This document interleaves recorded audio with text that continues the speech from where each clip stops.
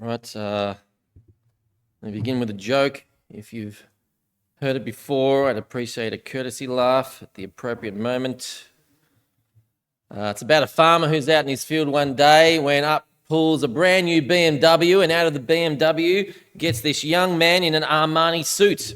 And the young man says to the farmer, "If I can tell you exactly how many cows you have in your herd, will you give me one of your calves?"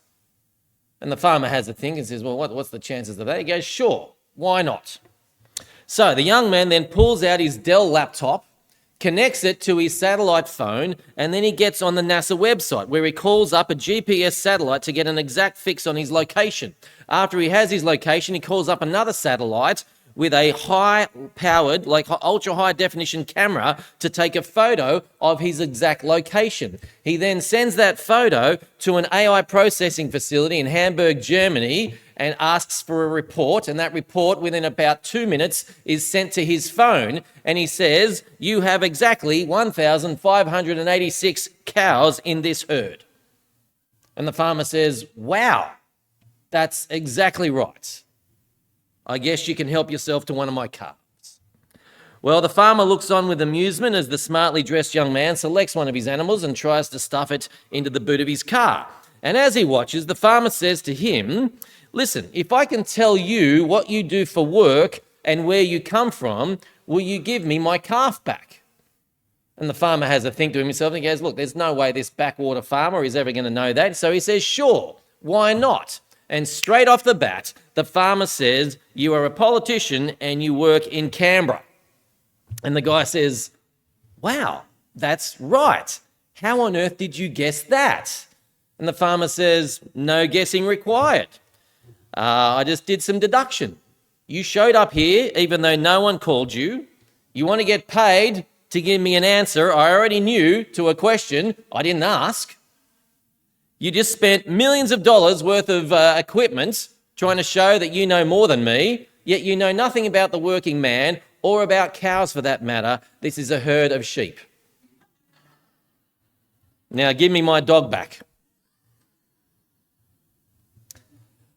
Friends, I tell that joke because, as mentioned, we're looking at politics today. So we are 3 weeks into our invitation month for 2025. Right? Each year at Earlwood Anglican, we set aside 1 month where we look at topics that we think our non-Christian friends or family might be interested in. So who are you praying for and who are you inviting along?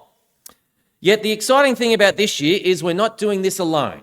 All right, we are joining hundreds of Anglican churches across Australia in what is called Hope 2025. And what this means is we don't have to limit our prayers just to Earlwood Anglican. All right, I pray you are asking God to bless all Anglican churches around Australia this month. Now, each church is doing its own sermons on Hope 2025, and so what we've chosen to look at here at Earlwood Anglican is different places that people tend to put their hope in. So as we've seen, all humans need hope in life just to get out of bed in the morning, right? If a person has nothing they look to for joy or satisfaction or meaning in life, then it's very hard to just keep putting one foot in front of the other.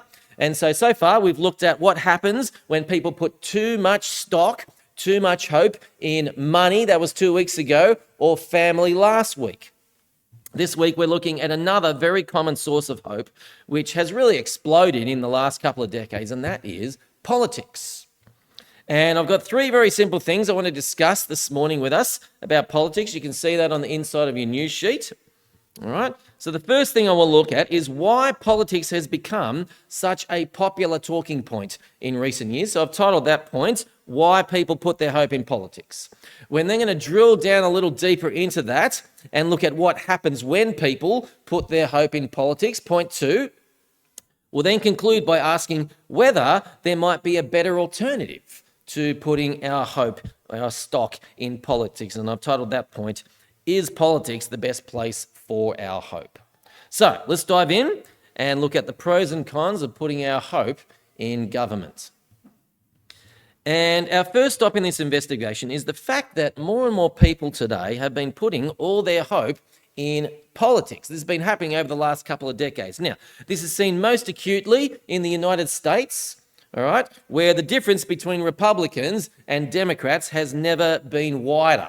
So I heard one US politician, I won't tell you which side of the aisle he comes from, just pretend he's from your side of the aisle, but he was recently talking about someone on the other side of the aisle, and he said that person is the reason we have directions on shampoo bottles, all right, for external use only. You know, you don't brush your teeth with it. Now, it's funny, but it doesn't make for good working relations in government. Now, Australia, I don't think is as bad as the US. My general feel is that Liberal and Labor parties are generally still able to work reasonably well together, but that doesn't mean that Australia is immune from the culture wars currently raging across the West. Right? There are more and more Aussies today who look to their conservative politics or their progressive cultural issues to find their satisfaction and meaning in life. And so the first question we need to ask is why? Right? Why are more people today looking to their political or cultural views as the thing that makes life worth living? Well, it has a lot to do, believe it or not, with atheism. Now, the reason being that when people stop worshipping God, they will inevitably look elsewhere for hope. Right, so one example, Friedrich Nietzsche, the famous philosopher, said that in a society that has lost the reality of God, he said people would worship money in his place. Or alternatively, there's an author by the name of Ernst Becker. He wrote a book called The Denial of Death, and he postulated that romantic love would be where many people would look for fulfillment if they didn't believe in God or not. And so they're the two topics we've looked at over the last 2 weeks, all right? But arguably, the third most popular candidate to fill this spiritual vacuum is politics. So Tim Keller says that we can look upon our political leaders as messiahs, we can see our political policies as saving doctrine, and we can turn our political activism into a kind of religion.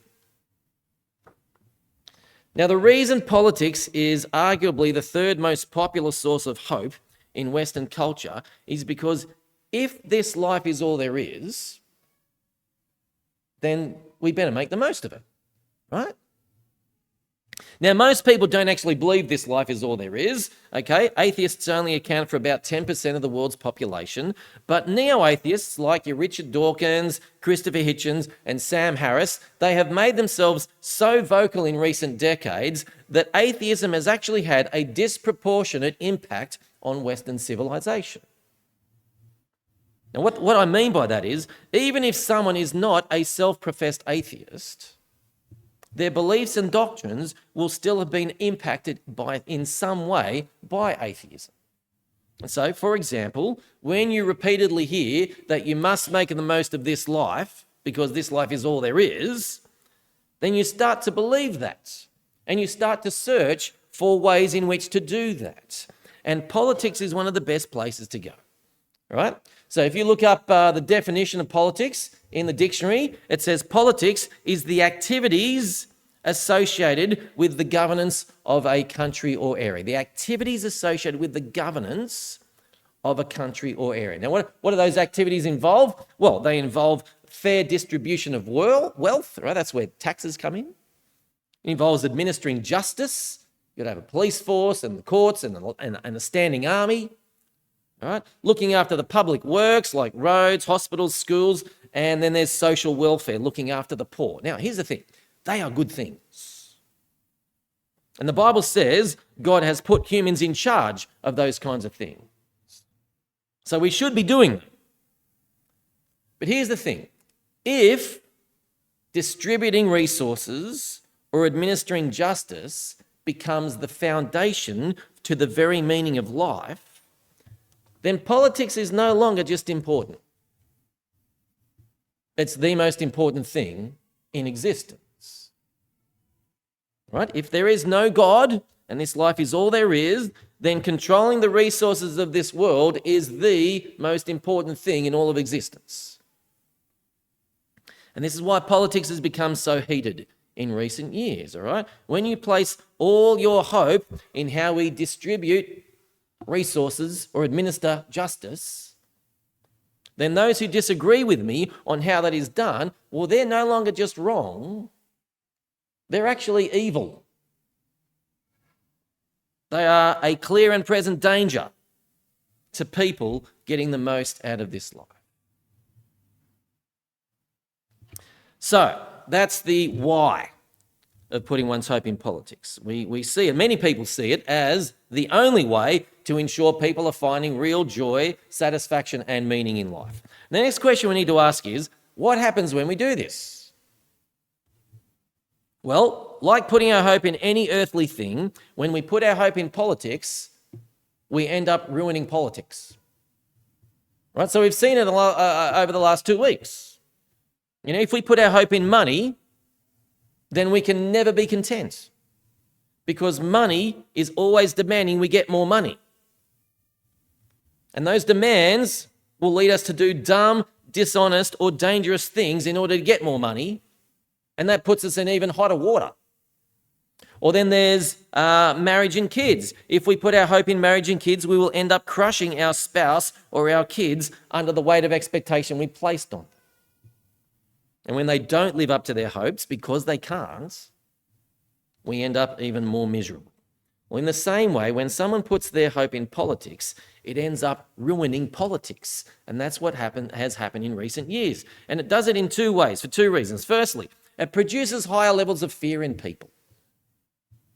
Right? The reason being that when you put your hope in something, you become dependent on that thing. I must have more money. I must have successful kids. Or I must make sure my political party gets elected. And when our political or cultural beliefs are threatened, we start to panic. Right? I was chatting to a gentleman I know quite a few years ago. Now, he is one of the nicest, most reasonable guys I know. But he said, if the opposition gets into power at the next election, this is several elections ago, he said, if the opposition gets into power, I'm going to lock in my mortgage for a fixed interest rate. He was certain that if the opposition went in, then interest rates would skyrocket. I was chatting to another person, a lady this time, a couple of years ago, again, a few elections back. She said, if the wrong party gets in, I'm leaving the country. She was going to leave one of the best countries in the world because of politics. Right?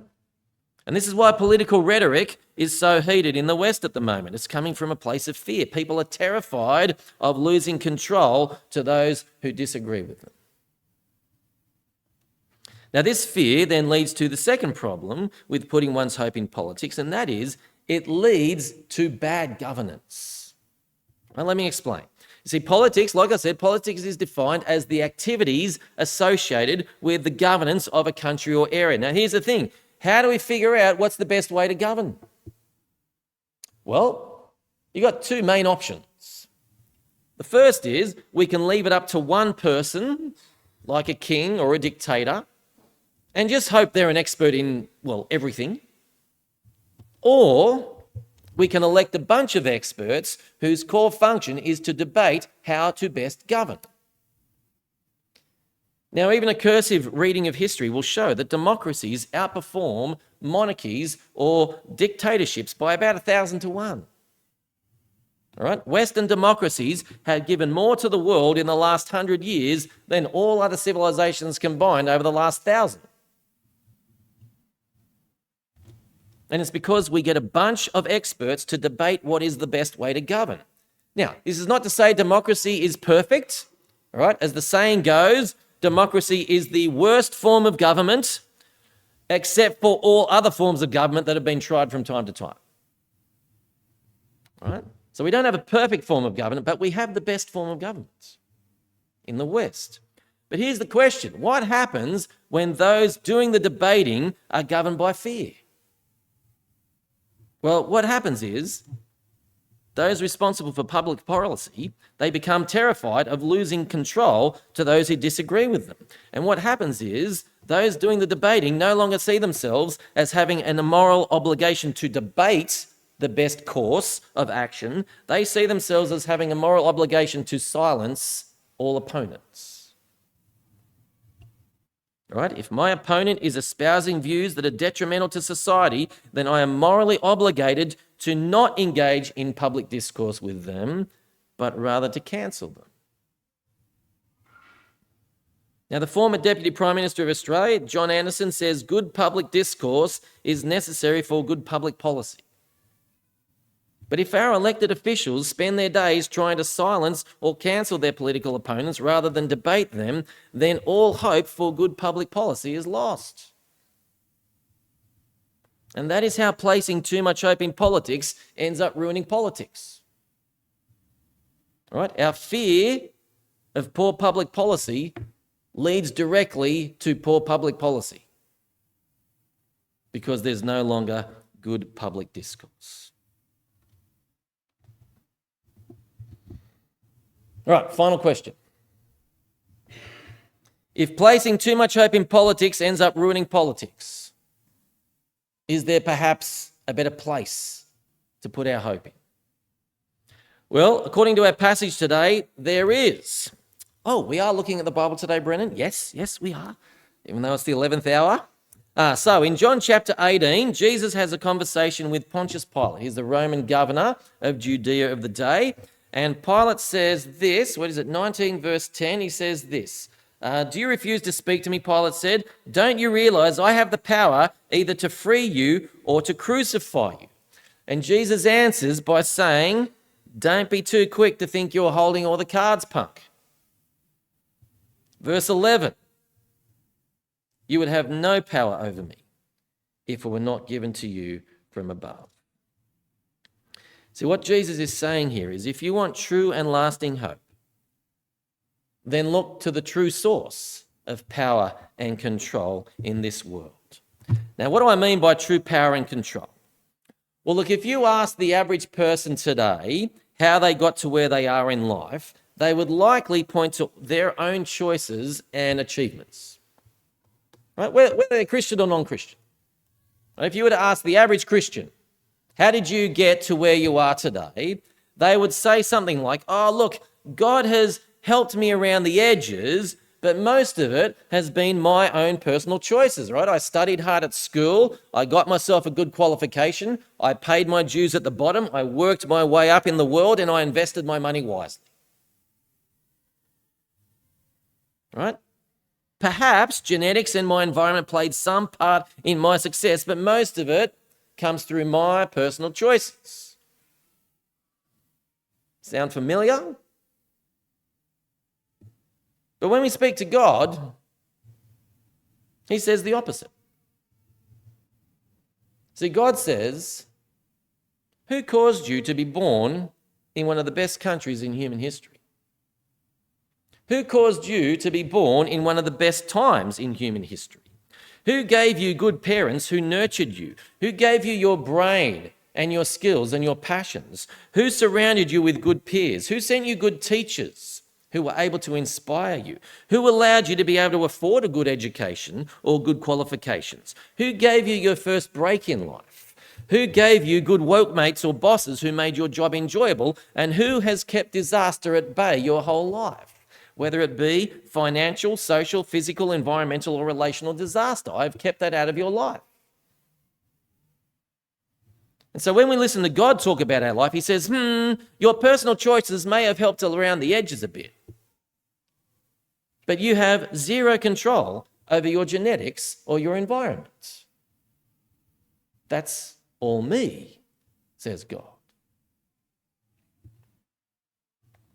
And this is something we need to realize as humans. If there really is a God, and over 90% of the world's population still believe that, then he has the real power and control over this world's resources and justice. Now, yes, he's given us humans the job of distributing resources and administering justice on this planet, but only under him and his guidance. But here's the thing. Acknowledging God is the real source of power and control is not enough. Right? We can acknowledge all we want that God is in control and still fight against God. Right? The only way to truly place our hope in something better than politics is to submit to his power and control. And we do that by following his word, by administering resources and administering justice the way his word tells us to. But this is where it gets really tricky, all right? Because humans don't like being told what to do. We don't like feeling like we're not in control. Right? This is why some people are afraid of flying. They don't like being not in control. But let me put a scenario before you. Right? And close your eyes and think about this if you want. Imagine you're on a flight. It is US Airways flight 1549. And it takes off from New York's LaGuardia Airport on the 15th of January 2009. And 30 seconds after takeoff, the plane hits a flock of birds, destroying both engines. You know this story? Now, given you're still very low to the ground and you have no engine power, you can't make it back to LaGuardia or any other airport. And so your only option is to try something that has never been done in human history before and has never been repeated till this day. And that is to do a water ditch of a passenger airplane in the Hudson River. Now imagine you're on that plane. It's a real plane. There's a movie made out of it. It's called Sully. Here's my question. Who do you want in that cockpit? Do you want you in that cockpit?